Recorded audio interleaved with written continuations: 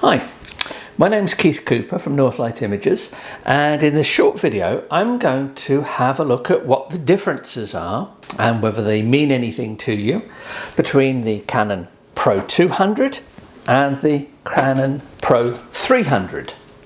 Now, I've got detailed reviews of each. There are videos and much more detailed, longer articles, and there are other articles to go with the reviews as well, covering printing, different aspects of how you'd actually use the printers. But this is relatively unusual for me because I don't do comparative reviews, but these two printers, both from Canon, both new printers, are so similar that people are asking me, should I get this one or should I get this one? Well, let's start with a quick look at the basic printers themselves. And as you're probably guessing, they're virtually identical physically. Weight-wise, there's very little difference between them as well. The 200 is a Pixma PRO-200, and the 300 is an imagePROGRAF PRO-300. 200, 300. I get mixed up if I got them both next to each other. The difference you can see is that these two plastic panels have a different finish. On this printer, they're a grooved plastic, whereas they're a sort of bubbly leatherette effect plastic. There's really no other obvious differences between the two. They weigh virtually the same. Internally, let's just open up the print paths here. This is the rear feed. The main feed, rear feed is at the back. They're identical as well. This is the same as this. Both take same sorts of paper. On both of them, I can print a wide range of borderless, and I can do panoramic prints, double A4, and I can do custom sizes up to just short of 1 meter long. But the real difference between them comes inside. And I'd love to say you can see this obviously, but you can't. They're the same in here as well. The difference is this is an ink cart for the PRO-200. It has a dye-based ink.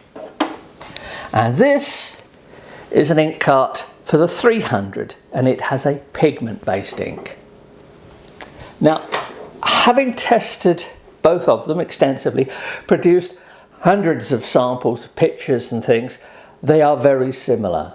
However, this one is, depending on where you are in the world, is somewhat or quite a bit more expensive than this one. I don't keep track of prices. I don't actually sell printers or anything like that. I'm an architectural commercial photographer. But they both support disc loading, and they both produce very nice prints. So the simple question, and people say, is why should I pay extra for the 300? Certainly not the finish, the size, the bulk, the speed or anything. They're broadly similar between both of them. This one has 10 ink cartridges. One of those ink cartridges is a clear color optimizer coat. This has 8 ink cartridges, all normal coloured inks, greys and colours. So between the two of them, what differences are there that you'd actually notice? Let's take as an example this glossy colour print. It's a borderless print. I could have printed it on either. However, and this is something that's really difficult to show on a video, there is no gloss differential on this. Now, gloss differential is a subtle effect that you get on some glossy papers, where if you look at a shallow angle and get the light right, you'll see an actual variation in feel with the ink sitting on the paper. With the dye-based inks that this was printed on the 300. I could look at the print and I could tell it was done on the 300. So, glossy prints, particularly shiny ones like this, the 300 gives not quite as good results as the 200. However, the range of colours that the 300, as you can see, I have to remember which is which when I'm saying this. The 300 gives you a slightly wider range of colours, particularly in deep colours and in blues, in greens. The dye-based inks here work better for, and it's quite slight the effect, in oranges, yellows, light colours, warm colours. So there we have, there's a slight difference there. So in that respect, one up for the 200. However, pigment-based inks last longer. So if you're concerned about your prints not fading, being fine in 50 years' time, then the choice would be for a pigment ink-based printer. Now, these dyes are improved. Canon's has a new range of inks for this particular printer, and I'm going to say that prints on either of these in reasonable conditions would certainly probably outlast me. It's not a problem, but if you're interested in prints that are going to last, go for a pigment-based ink. That's colour. If I look at other images, here's a black and white print. Now, black and white is not as simple for the printer to produce well as colour. It seems a bit counterintuitive, but with the dyes, you're more likely to get a subtle variation in tint to grayscale images under different types of lighting than you are with pigments. So if you're really into black and white photography, I would pick the 300. The inks are better suited for black and white photography. Now, it doesn't mean you can't get good prints from the 200. It means you just have to be a bit more careful about which papers you use. So if you get a 200 and somebody says, oh yeah, you want to try paper brand X, it's absolutely superb.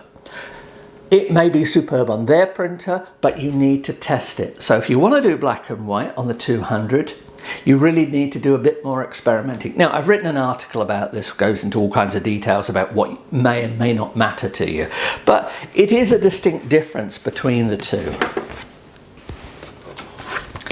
Both print fine on discs, but hardly high quality imagery you're looking for printing on discs.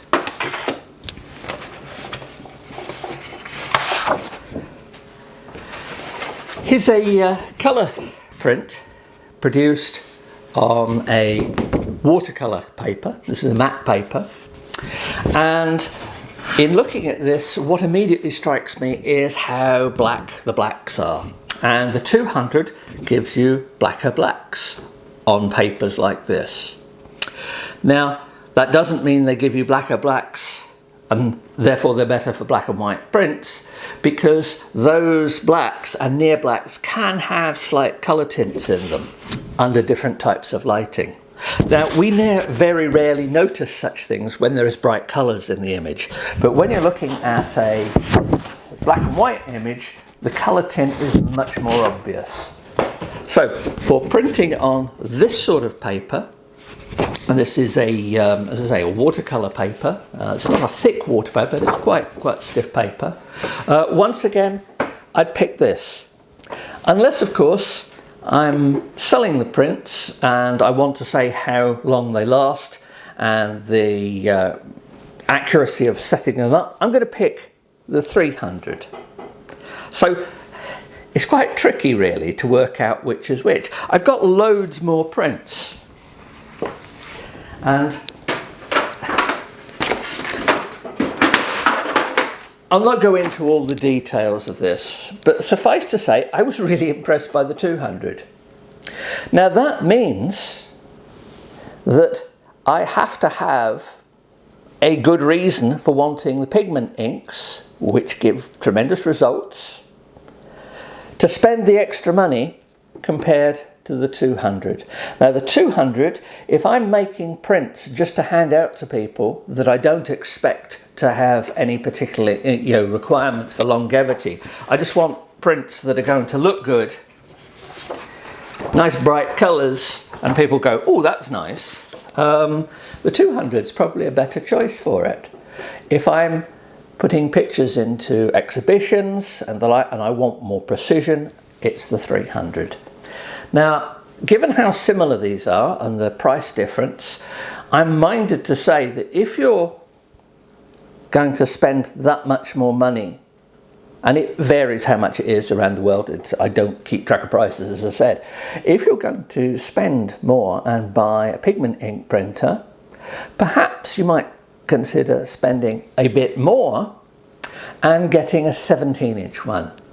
Now, at the moment, these are Canon's two new printers. The next one up is the PRO-100, which I have tested. I don't have a video of it, but I've tested it a few years ago when it first came out, and that's an excellent printer. What it says to me is that if you want nice, bright, glossy colour prints, pick this.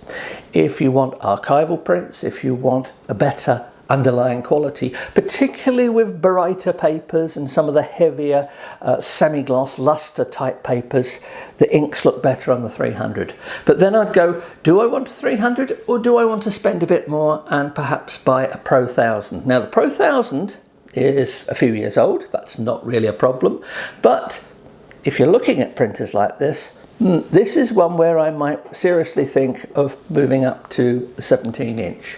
It's the same as when I recently looked at the Epson P700 and P900. For the difference in price, I would pick a P900 for similar reasons that if I was looking at pigment inks, great as this printer is, I might look at a slightly bigger printer with bigger ink cartridges, and that reduces the ink costs. But anyway, there you are. As you probably guessed, the choice between the two is nowhere near as obvious as you might think. I would keep this one for making prints to hand out that look great to people, for presentations, basically prints with impact. If I'm selling prints, excuse me, if I'm selling prints, it's that one. But anyway, have a look at the reviews I've done, have a look at the videos I've done. By all means, contact me directly at Northlight Images if you have any specific questions, because this is actually quite difficult for me to choose, because the nominally better printer is sometimes less useful than the cheaper one. Depends on what you want to do with it. Anyway, I hope this has been of some help to you. Do check out the other stuff I've done, and thank you.